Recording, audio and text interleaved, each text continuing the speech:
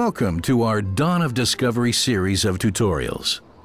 This first tutorial covers information on the civilization levels and ascension rights direct from executive producer Christopher Schmitz and lead game designer Dirk Riegert at Related Designs in Mainz.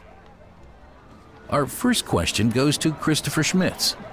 Which civilization levels are in the game and what's new about them?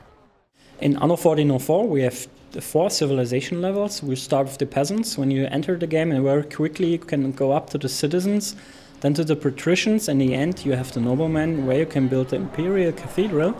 And then in parallel we have the Orient with the nomads, and then the ambassadors, which will provide you with the technology you can learn from the Orient.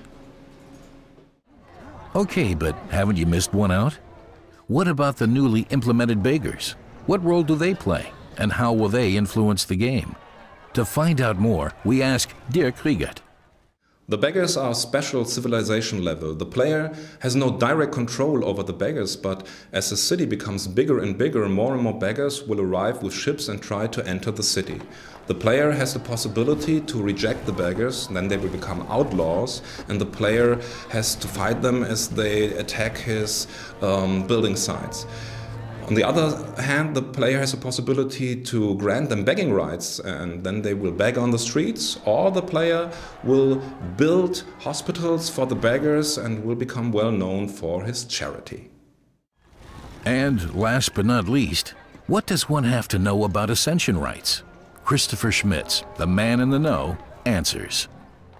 In Anno 1404 we have introduced a new system we called ascension rights, because in Anno 1701 we had a problem that we had a lot of islands with a lot of houses that were all on the topmost civilization level, which was looking very artificial. In Anno 1404 we wanted to have a city look that looks very naturalistic. That means in the middle of the city you would have the nobleman houses, and the outskirts you would have the houses of the peasants.